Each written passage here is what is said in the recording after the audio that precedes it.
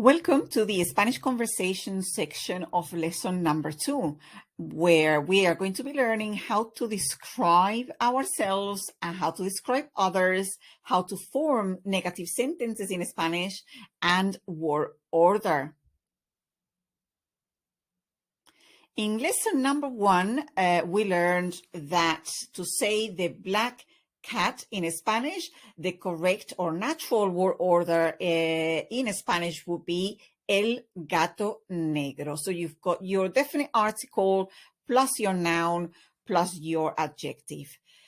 Now that structure, el gato negro, now in lesson number 2, because we're starting learning verbs and adding complements like adjectives, that will become your subject. So for example, we can have el gato negro, el gato blanco, los gatos.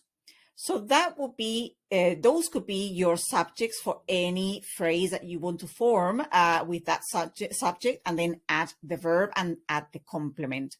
So what that means is that the very basic structure of any sentence in the Spanish language is going to be subject plus verb plus complement. The next sentence, subject plus verb plus complement. The next sentence or phrase will have the same structure, subject plus verb plus complement. And that is how you keep adding speaking skills and you keep adding verbs and keep adding vocabulary and complements to your conversation. If you ever get lost or get stuck and don't know how to say something, always go back to the basics and remember your basic structure of subject plus verb plus complement. As such, we can have el gato es negro. El gato negro es extrovertido. El gato blanco es extrovertido y simpático. Los gatos son extrovertidos y simpáticos.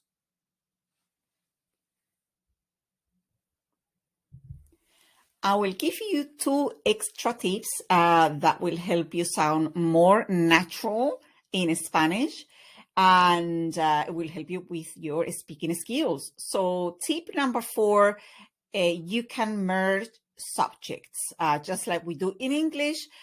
For example, if we have I and you, that would equal we, nosotros. For example, we have nosotros somos camareros. We would not say yo y tú somos camareros. So you can always merge, if you've got 2 or more subjects, if you can merge it into nosotros, in this case, then that will give you a bit more natural speaking skills and will help you to become fluent a little bit faster.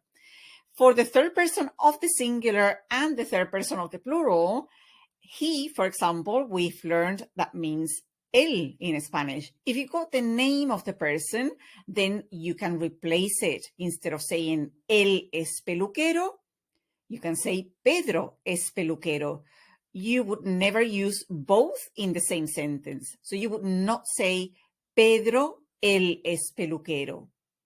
Or él, Pedro es peluquero. So if you're going to use the subject, just use one of them, whichever you choose to use, either él or Pedro. We have María. The subject will be she. So María es secretaria. Ella es secretaria. So just use one of them, whichever you like, but you can replace it if you know that the subject is feminine in this case. And the same thing happens with the third person of the plural. We have él, ella, that equals ellos.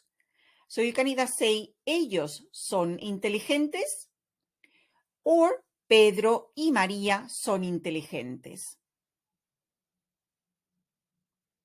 At the top, we've got another subject. So not only we can talk about people, but we can also talk about things in the third person of the singular and the third person of the plural. El libro es rojo. O el libro rojo es interesante.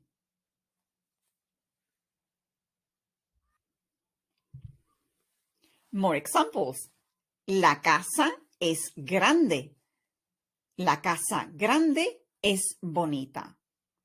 Always remember to follow your basic structure of subject plus verb plus complement to describe things or describe people. Él es polaco. María es polaca. He and she, that equals they, so merge the subject into ellos. Ellos son polacos. He equals he. Mi padre, for example, my dad. Mi padre es pintor. Mi madre es diseñadora. Mis padres, that would include my dad and my mom, my parents. So it would default to ellos. So if you want to say ellos, ellos son creativos, o mis padres son artistas, or simply, if you want to use the economy of the language, son artistas creativos.